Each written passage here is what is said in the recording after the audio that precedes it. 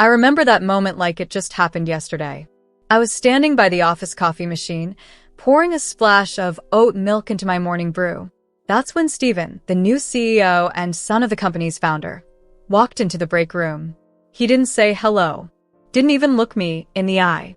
He glanced at me like I was invisible, like I was just part of the furniture. Then, out of nowhere, he said in a cold voice, "Olivia, I need to see you in my office. Now." It wasn't a request. It was an order. I have been with the company for nearly 13 years. I built the client services department from the ground up. I had handled over 219 contracts, trained most of the current team, and gave everything I had to this place. But none of that seemed to matter to Stephen. His father, Mr. Robinson, had built the company with hard work and loyalty. Stephen had just inherited the role, and he acted like that gave him the power to do whatever he wanted. I followed him, trying to stay calm, even though my chest was tight with nerves. He didn't offer a seat. Instead, he looked me straight in the eyes and said, without emotion, "You're fired. We don't need lazy people like you bringing us down." I blinked, unsure if I heard him right. Was this some sort of twisted joke?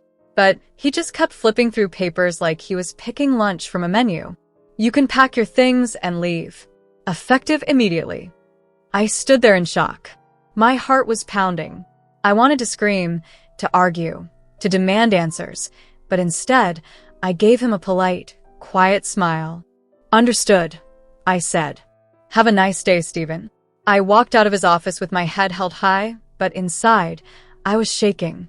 My teammates looked at me, clearly sensing something was wrong. A few of them stood up, ready to speak, but I gave them a slight shake of my head. "Don't make this harder."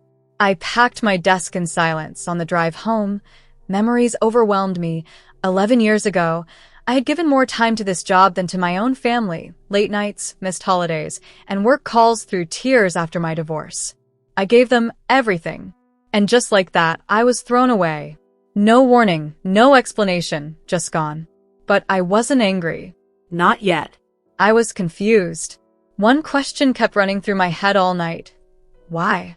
Something about the way Stephen fired me, so confident, so careless, felt off. Especially since we were about to close one of the company's biggest deals. A contract I had been working on for 8 months. I knew the client inside and out. I had even scheduled the final review meeting for that Friday. And now I was gone. Had he even looked at the details? The next morning, just after 10 a.m., my phone buzzed. The number was unfamiliar. I almost ignored it, afraid of more bad news, but curiosity got the better of me. "Olivia, it's Mr. Robinson." Hearing his voice sent a chill through me. He was the real CEO. The man who had hired me 13 years ago, after a single interview. He sounded tense. "I just got to the office," he said. "Why the hell did you pack up and leave? What happened?" I hesitated. "Your son fired me." Silence. Then a sharp breath. "Yesterday?" He said I was lazy, that I wasn't needed. There was a long pause. Then Mr. Robinson spoke again, more slowly this time, clearly trying to stay calm. "Olivia, did he even read your contract?" I frowned. "What do you mean?" "He's supposed to finalize the Blackridge deal today, isn't he?" "Yes," I replied. "We were supposed to meet the client at 20. "Jesus Christ," he muttered. I heard papers rustling, and then a loud thud, like he slammed something on his desk. "Olivia, there's a clause in your contract. One I made sure was there after the last mess. You're not just the account manager. You're the only person legally allowed to negotiate and finalize the Blackridge deal." I froze. "He can't close it without you," Mr. Robinson continued. "Not legally. Not ethically. Not even practically. That contract will fall apart unless you're in that room." Suddenly, it all made sense. Stephen hadn't read the contract. He had no idea what he'd done. That's when something inside me shifted. The betrayal still hurt, yes, but now I felt something stronger than pain, power. But now, I felt something different, something powerful. Control. Stephen had fired me so quickly, without thinking, and now the consequences were circling back to him. He'd pulled the trigger, not realizing the gun was pointed at himself. Mr. Robinson had hung up, without another word. I could feel his anger even through the silence that followed. I sat frozen in my apartment, my coffee untouched and cold. My eyes stared blankly ahead, not focused on anything. Mr. Robinson had no idea that his son had fired me, without even reading my contract. I leaned back into the couch and let out a dry, bitter laugh. 11 years of dedication, and this was how it ended? Not with thanks or respect, but because of a spoiled, impulsive man-boy pretending to be a CEO. Stephen made decisions like he was playing a video game, but this was the real world, and real companies don't get extra lives after reckless moves. A part of me wanted to walk back into that office and watch the chaos unfold. But there was another part of me, the tired, overworked version that had stayed silent through years of overtime and swallowed pride more times than I could count. That part wanted to let them burn. I didn't have to wait long. At 11:05 a.m., my phone rang again. This time it was Stephen. I let it go to voicemail. 2 minutes later, another call, this time from reception. Then legal. Then accounting. My phone lit up with calls like it was Christmas morning, buzzing nonstop. I didn't answer a single one. Eventually, the voicemail icon blinked at me, insistent. I tapped it open. Olivia, hi, it's Stephen. His voice was tight and rushed. Listen, there was a misunderstanding yesterday. I might have acted too fast. We need you back. Today. It's urgent. Please call me. I replayed the word urgent in my mind like a marble rolling around a glass. Not once did he say sorry. Not even a fake, corporate apology.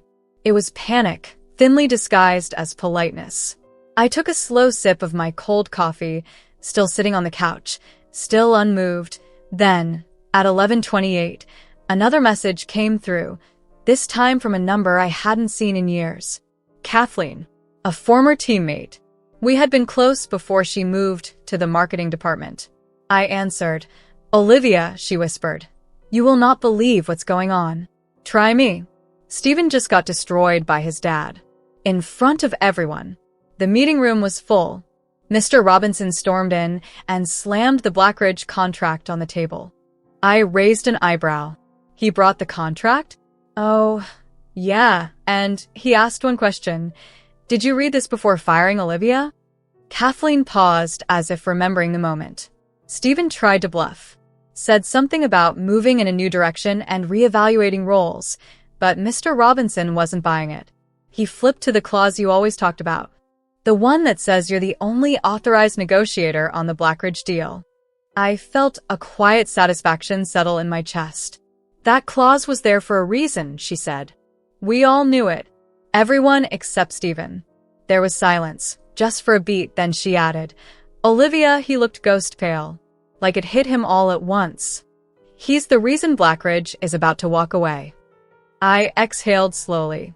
And what did Mr. Robinson say? He told Stephen, if this deal falls through, your position here becomes negotiable. That was it. The first crack in Stephen's polished, arrogant armor. Kathleen's voice softened. I don't know what you're planning, but whatever it is, you have the upper hand now. I ended the call with a quiet, heartfelt thank you, and then stood and walked to the window. The skyline stretched out before me, still and calm. The city didn't care about office drama. It just kept moving. There was something comforting about that. At 11:50, one final message arrived. This time, it was from Mr. Robinson himself. Olivia, I'm sincerely sorry for what happened. I misjudged the situation. Please come in not just for the deal, but so we can talk. Privately. It was tempting, very tempting, but I wasn't ready to walk back into that office and pretend nothing had happened. Not yet.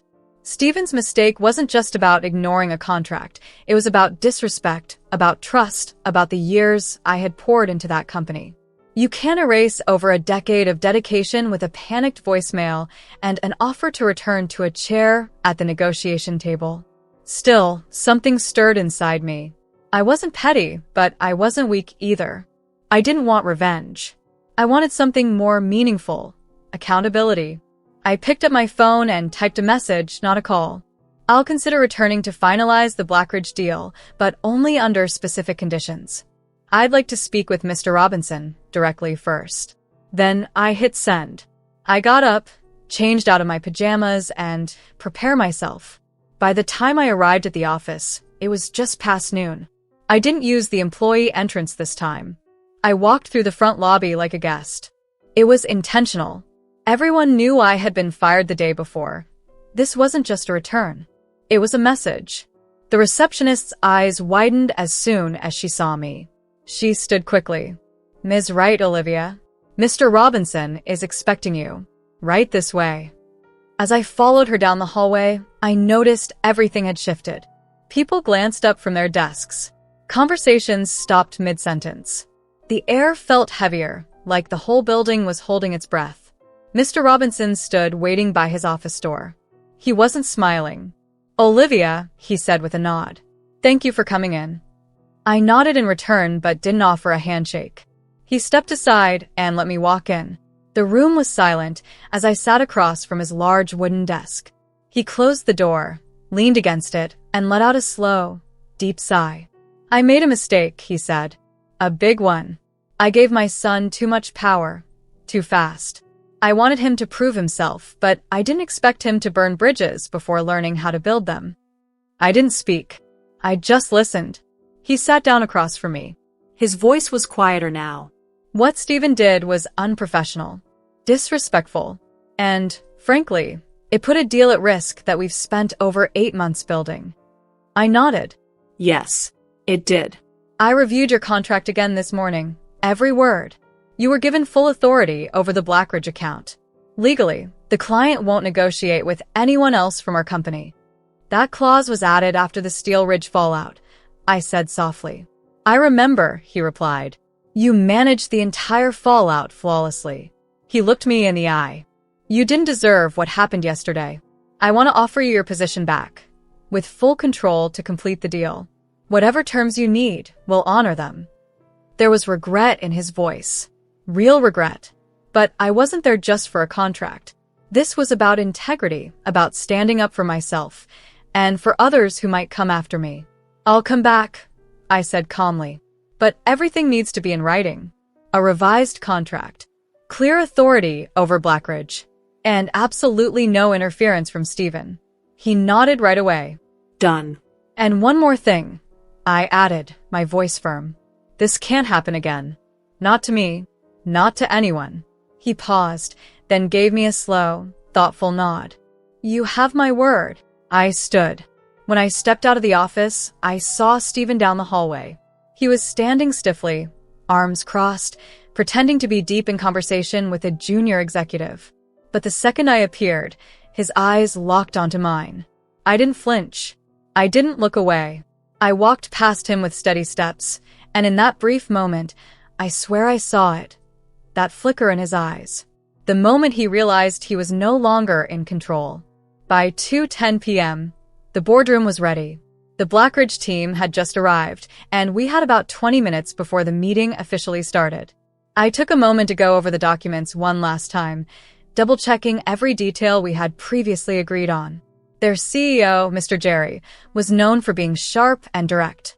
He valued clarity and trust, and any sign of internal chaos would be enough to kill the deal.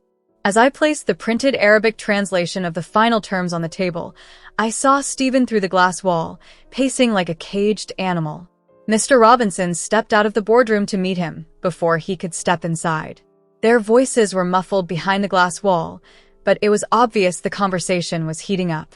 I watched as Mr. Robinson suddenly raised his hand, cutting Stephen off mid-sentence. The silence that followed was sharp. Stephen's face turned bright red, a mix of anger and embarrassment spreading across his features. He glanced over his shoulder at me, eyes filled with quiet fury. Then, without another word, he walked away. That was the last time I saw him that day. At exactly 2:25 p.m., Mr. Jerry arrived with his team. I greeted him in Arabic. His eyes lit up with surprise, and he gave me a rare, warm smile. "You remembered," he said. "Respect goes a long way." The meeting began. It went smoothly, better than I could have hoped. 2 hours later, the deal was signed. Hands were shaken. Smiles exchanged. We had done it. After the Blackridge team left, Mr. Robinson approached me again. This time, his face was softer, relieved. "You saved us," he said. "And I owe you more than an apology. You owe your company a real leader," I replied. "One who understands the difference between power and responsibility." He didn't argue. He just nodded. Later that evening, as I walked to my car, the weight I'd been carrying for the past 50 hours began to ease. I hadn't just come back to close a deal. I had returned knowing my worth and demanding it be recognized. I wasn't just an employee anymore. I was someone who had earned her place at the table. Still, I knew it wasn't truly over. Stephen might have stayed silent that day, but men like him don't simply vanish. They retreat, and then they strike back. By the following week, the Blackridge deal had made industry headlines. One article read, "A breakthrough in cross-border negotiations, Robinson and Company secures historic Middle Eastern partnership through tailored strategy and multilingual leadership." My name wasn't mentioned, but inside the company, everyone knew who had closed that deal. My inbox overflowed with quiet congratulations, internal messages from coworkers who had stayed silent during the chaos. Some were from junior staff I'd mentored years ago. Others came from managers who once talked over me in meetings, but now praised my composure under pressure. Their messages were kind, and I appreciated them. But I wasn't fooled. People are quick to shift when the wind changes direction. The atmosphere around the office had improved. There was laughter again in the break room. Mr. Robinson had announced that Stephen was no longer involved in high-level decisions until further notice. But even with the smiles, something didn't feel right. It started with little things. First, my expense report for the Blackridge trip was delayed, no explanation. Then, the internal documents I submitted were returned and signed, with vague notes. Next, an email I supposedly sent, containing incorrect client information, was flagged.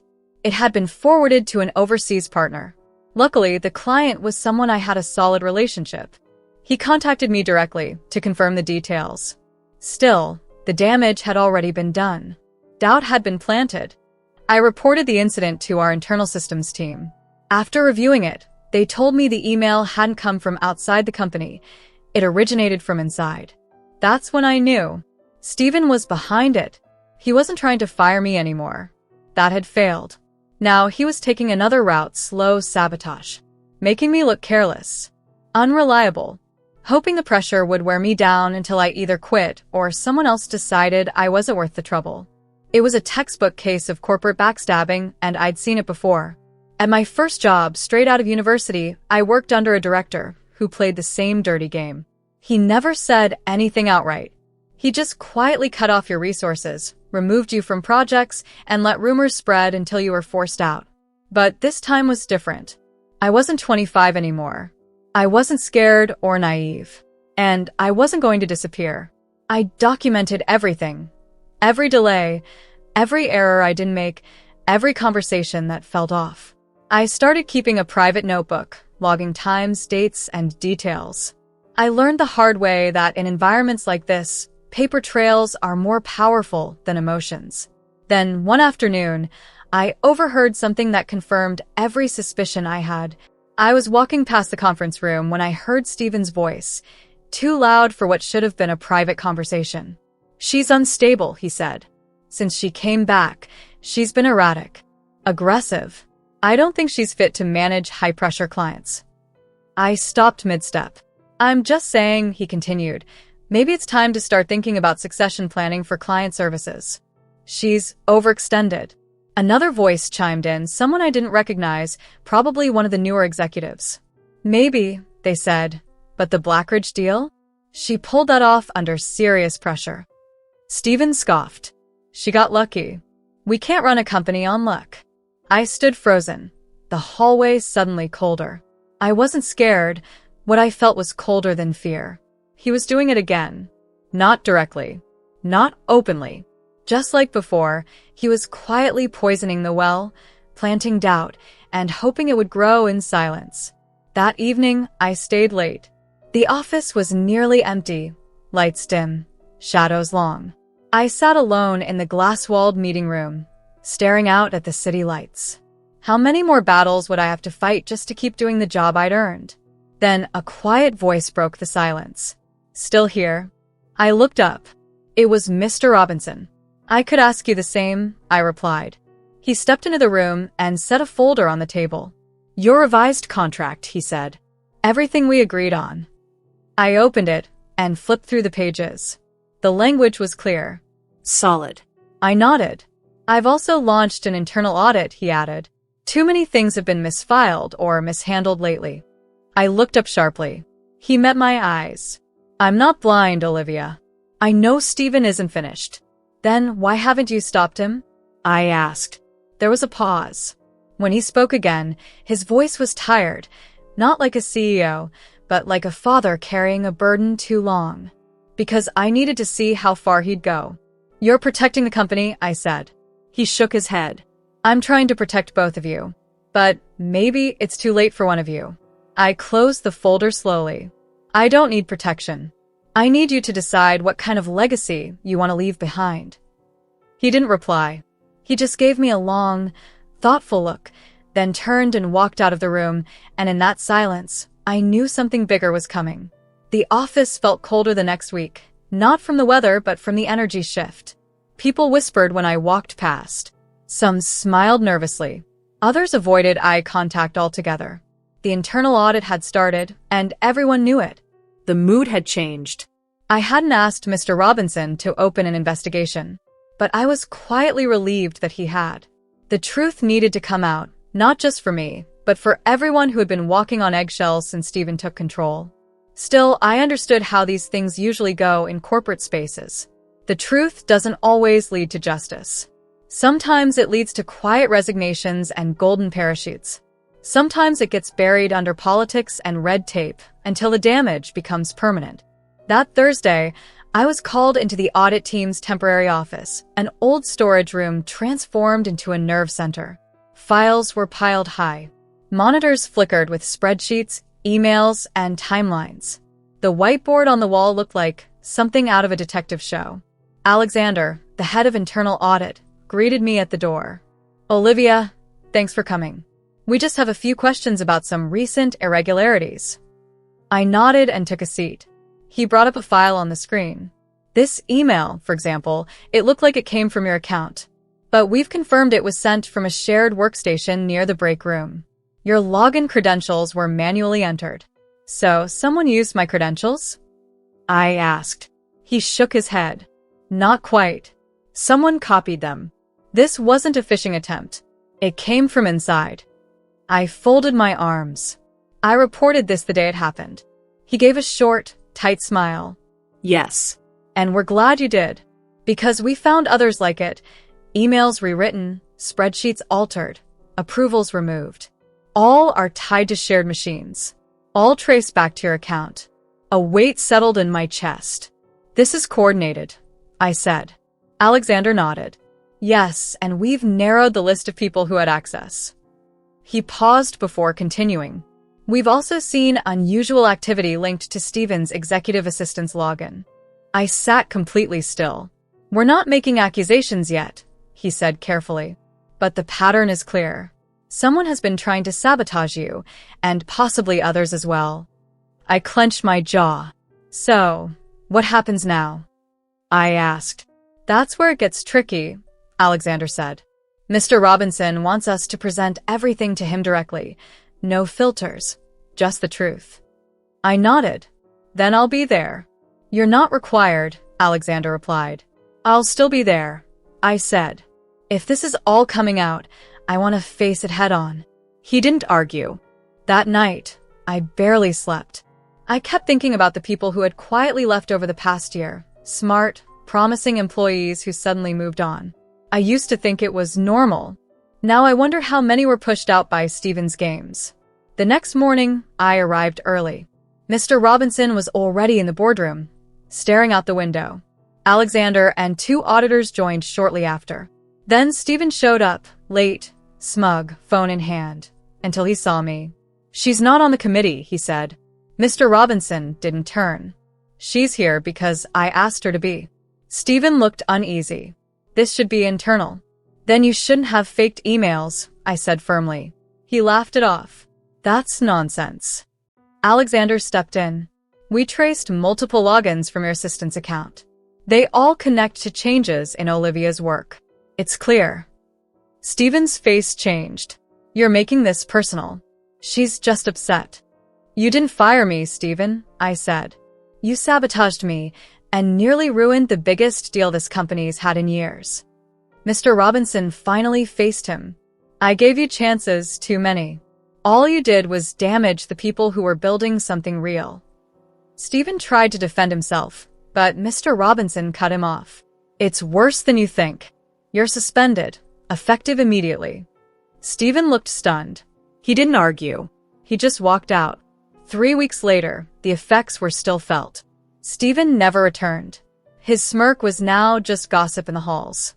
The audit revealed it all. Fake emails, login traces, deleted files. He hadn't just hurt me. He damaged the company. His suspension became a quiet termination. No lawsuit, no headlines, just the end. I thought I'd feel victorious. Instead, I felt peace. Like I had finally come out the other side. Days later, Mr. Robinson called me in. He closed the door. I failed him, he said. As a leader. You can't lead someone who won't change, I told him. But you can still lead this company. He nodded. And for the first time in a long while, I felt like we could move forward. I spent a lot of time thinking about everything that happened and what I wanted this company to become. He started speaking first. I stayed quiet. You've shown more leadership in 1 month than most do in their careers, he said. You saved our biggest deal, stayed calm during public embarrassment, and handled personal attacks with class. That's who I want to help lead this company. He slid a folder across the desk. Inside was a promotion letter, Director of Client Strategy and Executive Role, reporting directly to him. I looked up, surprised. I didn't ask for this. I know, he said. That's why you deserve it. I nodded. If I accept, I want to help shape the future. I don't want just a title. I want to fix the culture. He smiled. That's exactly what I hoped you'd say. Later that evening, I sat alone in my new office. The nameplate was still blank. For years, I worked hard in silence, late nights, saving clients, fixing problems. No credit. I thought being quiet meant keeping peace. But silence almost cost me everything. It wasn't just about a job. It was about remembering this. Skill isn't arrogance, and professionalism isn't weakness. I had been ignored, underestimated, even sabotaged, but I was never broken. In the weeks that followed, I rebuilt the team. I reopened communication, brought back good people, and created an anonymous reporting system. No one should fear speaking up. I also made time for the younger staff. Some asked how I stayed strong. You don't always choose the fight, I told them. But you do choose who you become in it. As for Stephen, he was interviewing at smaller firms out of state. His reputation followed him. Some said his father protected him quietly. I didn't ask. I didn't care. One day, I passed the glass room where the Blackridge deal happened. I paused, remembering everything. That deal changed my career, but the real turning point? It was when I smiled at Stephen, stood tall, and walked out without begging, not because I gave up. Having discovered my true value, I was no longer willing to let anyone take that away from me.